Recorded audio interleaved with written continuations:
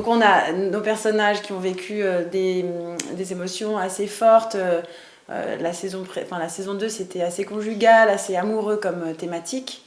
Et on a une agence qui est aux mains de Hicham, comme d'habitude, qui assoit de plus en plus son pouvoir. On va enchaîner avec une saison 3 qui sera plus collective, où l'agence revient vraiment redevient le cœur du réacteur, le cœur des intrigues. Et on va voir comment chacun se démène avec cette autorité pénible d'Hicham, en fait. Quand est-ce que tu prends ton congé maternité? Ah, je sais pas, dans 1 semaine ou 2 semaines, enfin quand je le sentirai, quoi. C'est trop tard, ça, c'est mauvais pour le bébé.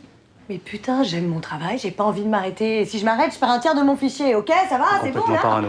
Non, il est pas parano. Les acteurs veulent être nos seuls enfants. Ils supportent pas la concurrence. Elle a raison. Bon, écoute, tu devrais déléguer, on peut très bien prendre en charge une partie de tes clients. Attendez, qui a été enceinte ici? Qui? Voilà, personne. Donc personne me dit comment faut que je sois enceinte. L'accouchement d'Andrea, c'est un moment climactique.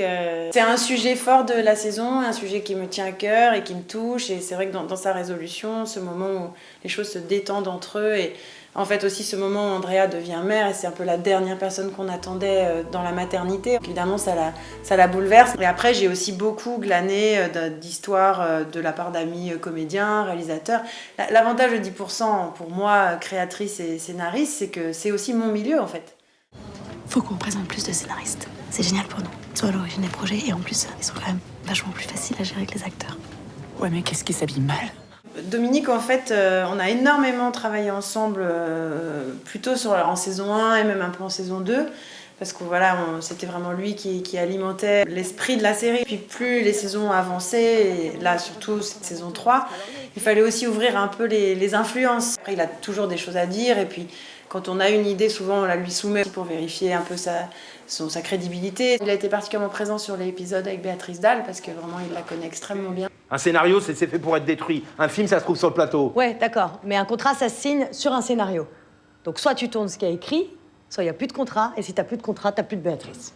Des histoires de plateau, j'en ai plein. Des histoires d'acteurs, j'en ai plein. On a écrit l'épisode donc d'une Monica Bellucci qui cherche un homme normal, en s'inspirant d'un récit intime d'une actrice qui n'est pas elle. Je te retourne pas, mais je crois qu'on est suivi là. Ah bon? Ouais, une voiture noire là, ça serait pas ton riche homme d'affaires?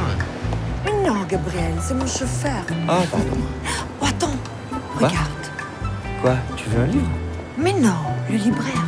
Il est joli, non? On part de quelque chose qu'on a entendu, après évidemment on le fictionne à la 10%, parce que c'est à la 10%, c'est un mélange de situations toujours jubilatoires, donc où on tend quand même un peu les fils et on essaye de créer vachement de surprises dans les situations. On se creuse beaucoup la tête pour que les situations soient inventives, inattendues. Mais il faut toujours qu'il y ait de la réalité et de l'empathie et une forme de tendresse aussi pour le personnage, qu'on soit toujours avec lui, qu'on ridiculise jamais les gens.